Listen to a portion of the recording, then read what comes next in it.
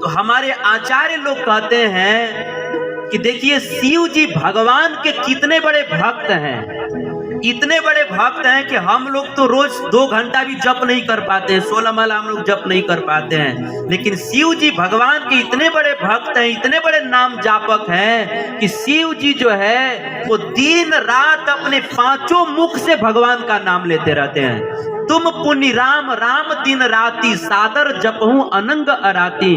शिव जी काशी में बैठ करके, बनारस में बैठ करके 5 मुख से दिन रात भगवान का नाम लेते रहते हैं। इतने बड़े भक्त हैं, लेकिन इतने बड़े भक्त होने के बाद भी शिव जी एक हाथ में माला रखते हैं और दूसरे हाथ में त्रिशूल रखते हैं।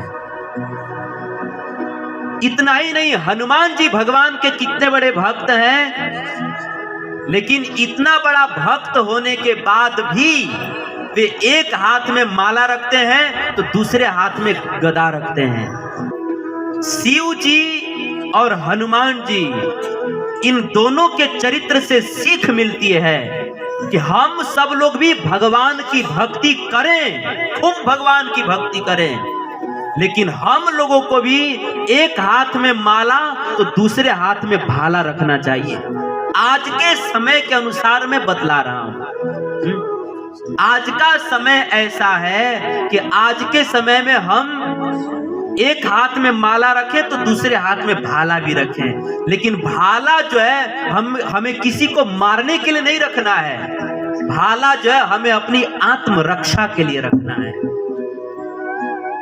भाला रखने का अर्थ ये है कि अगर हम भक्ति कर रहे हैं तो ऐसा न समझे कि हम डरपोक बन गए हैं, हमारे साथ कोई कुछ भी अन्याय करे और हम चुप रहेंगे, ऐसा नहीं।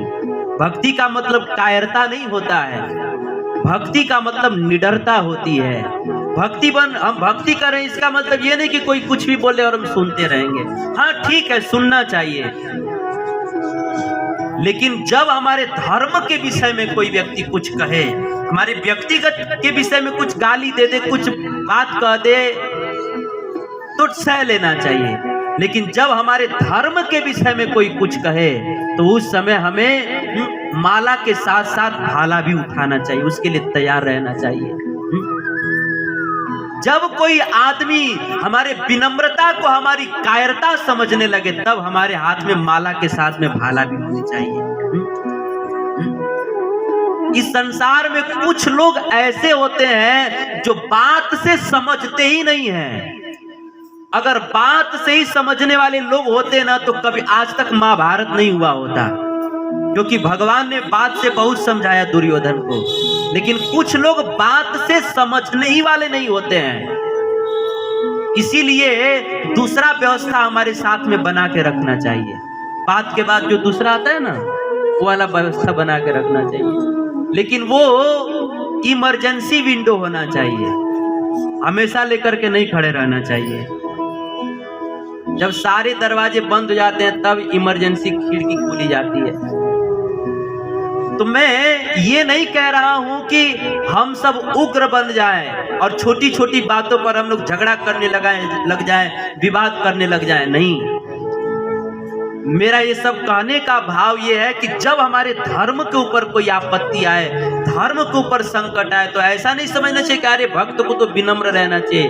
भक्त को विनम्र रहना चाहिए, लेकिन जब धर्म की बात आए, धर्म के ऊपर आपत्ति आए, कोई अपवाद व्यक्ति हमारे माँ बहनों के साथ कुछ गलत करने का प्रयास करे, तो उस समय हमारे हाथ में भाला भी लेने के लिए तैयार रहना चाहिए। एक भक्त को भी, शिव जी इतने बड़े भक्त हैं, लेकिन एक हाथ में माला, दूसरे हाथ में त्रिशूल रखते हैं।